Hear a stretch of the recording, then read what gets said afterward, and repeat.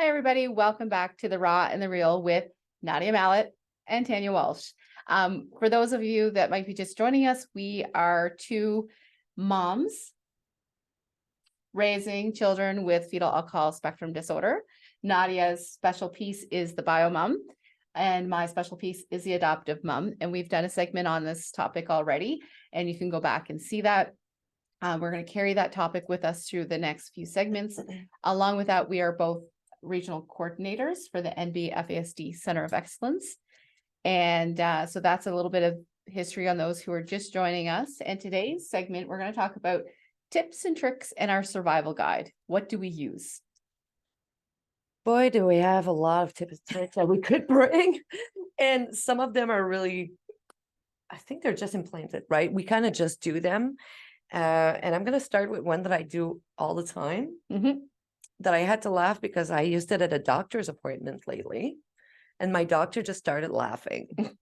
Okay. So for those who know me or see me on these videos, you'll notice, and at this time, I don't have it around my wrist. It's in my hair right now. But I always have that pink scrunchie around my wrist for two reasons. Three. One, for my hair. It's probably a third reason in that row. The whole purpose of the whole purpose. But seriously, I am, like I said previously in another video, I am ADHD. So once in a while, I'll start fidgeting and I play with it. But the main reason, my youngest one does not have the diagnosis of FASD, but he has multiple diagnoses, which affects some brain domains. So there's similarities, and he has a diagnosis of ADHD also. And he will go into meetings, or when he tries to sit and talk to someone, he can't focus and he'll start tapping. He'll stop tapping. And if he stops his hands, like I'll gently put my hand, he'll start with his feet and everything else. And he can't focus. He needs to move. And I'll just very subtly, I'll take this and I'll just give it to him and he'll start going like this. And because of his memory problem, once I was like, why are you giving me this? It's okay. It's working. It's working. And then he's paying attention and he's not, disturbing the other people that are talking to him. So that is a very, very common tip and trick in my house. It's that scrunchie. And why is it pink? I don't even wear that much pink. It's because it's easier not to lose. I can see it from afar if I drop it somewhere. If it's black, I lose it within 2 days. Okay, 24 hours. I'm lying. And I think another tip, especially for you and I, Nadia, we use humor. Oh, yes. Humor is our survival guide. And it's not, and I always have to explain to people, it's not that we're making light of fetal alcohol. It's not that we're making light of our challenges or anything like that. It's just that we have to learn to pick our battles.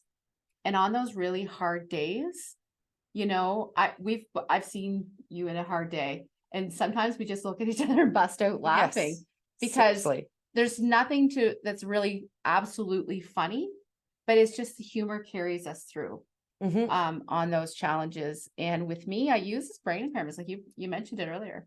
I use, for my son, he has a HIT, so that's an impairment in the brain domain of where his memory is. And he'll ask for something. I have zero intentions of ever giving whatever it is he's asking me for. And I'll just simply come back with, not today. Okay. And he's all happy because not today just means I'm going to get it, but I'm just not going to get it today. And then he forgets and I carry on with life. No, mine would remember and come back to the specific time that I told him. So with mine, it would not work, but they're all unique, right? So you got to take the strategies that work for your job. But I love that. Right. I wish. If you have 3 kids with a diagnosis of FASD, all 3 are going to be different. Yep. Their brains are uniquely different. And then, as if it wasn't complicated enough, it depends on what environment you're in, right? Because if it's something that they've learned, or if they've had in one environment, they go, but I've had it in this environment, but I can't take it to the other, and they don't get that, right? Yeah.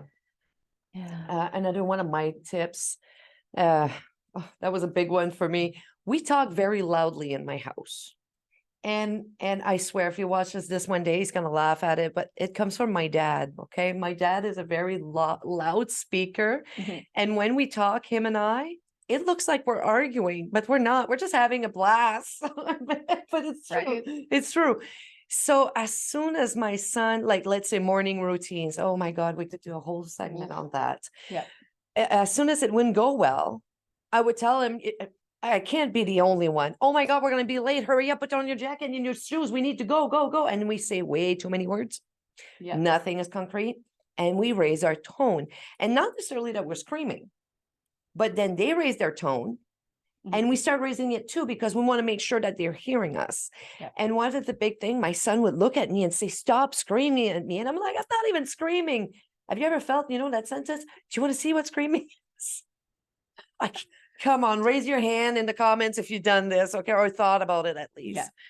But then I realized, because he is in sensory overload, he's hearing me so well that's why he thinks I'm screaming, because he's hearing me 10 times louder than when I'm actually talking. So when he gets overwhelmed, I whisper, literally, because he's going to hear me very well. And it goes back also to the mimicking, doing what people are doing around them. So I start whispering, and he'd start whispering too. And also I'd cut down. When I realized we would hit that point, I'd say, stop, put on your jacket. And I'd stick to that one thing. Yeah. But that was the big thing, was for me to learn to whisper, because I have a very loud voice. And I meet a lot of people who are like me with a very loud voice. And I will tell them in the strategies during meetings, learn to whisper. Yeah. And that goes into the piece of co-regulation.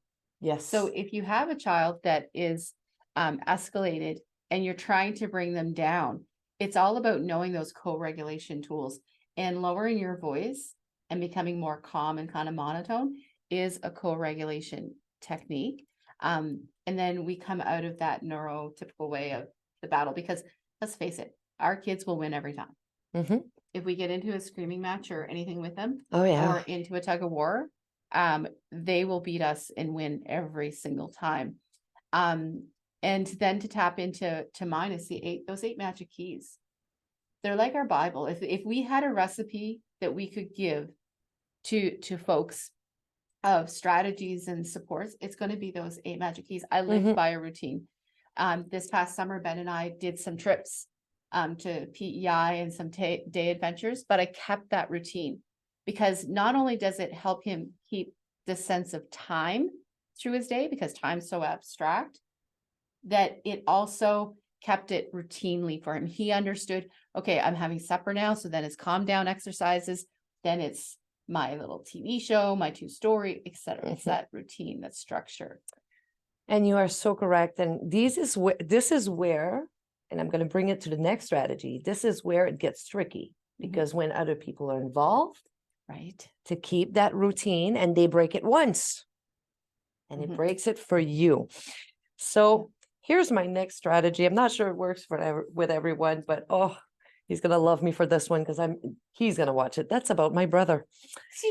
And so we had a routine for sleep time and everything. And again, I'm going to give an example. My youngest one, even though he's not diagnosed with FASD, but the brain domains are still there, and the routine is very important. And he was strongly affected by a lack of sleep. And I told my brother, you can't put him to bed later than you're supposed to.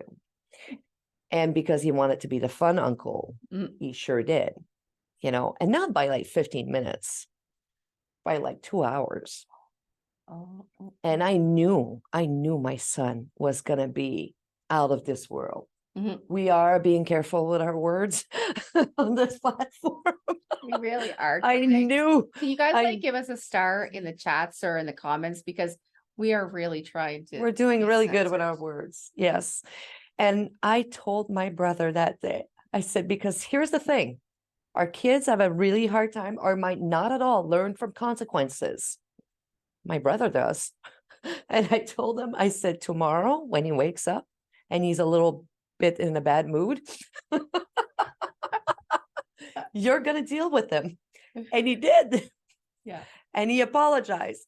And this was like 4 years ago. And a few months ago, we had a Halloween party, and I let my kids stay up late. He looked at me, he said, you made the choice, and you're going to deal with him tomorrow. Yeah. It followed me years down the road. I sure did, though. I dealt with it. I made my decision. Yeah. Once we accept and go back to the other videos to know about that part. We have to accept that we're going to make this choice and we're going to accept it and we're going to have to deal with the consequence of Right. But he was like, it bothered him. 4 years later, he can still say if the bedtime is at one specific time, there's no 2 extra minutes. Mhm. He learned from his consequences. That's the difference between neurotypical. Yep. Yeah.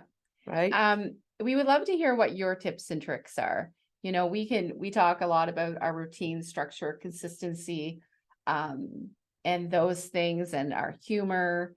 But what is it that you do in your household that seems to work? Because we don't know it all, and we're always open to suggestions. And one of our biggest things, it's always around the holidays.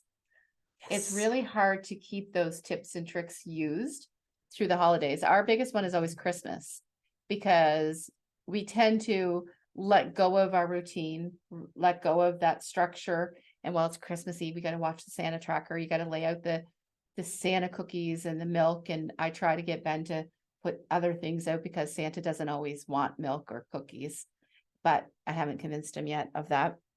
Just side note, I'm trying. It's okay.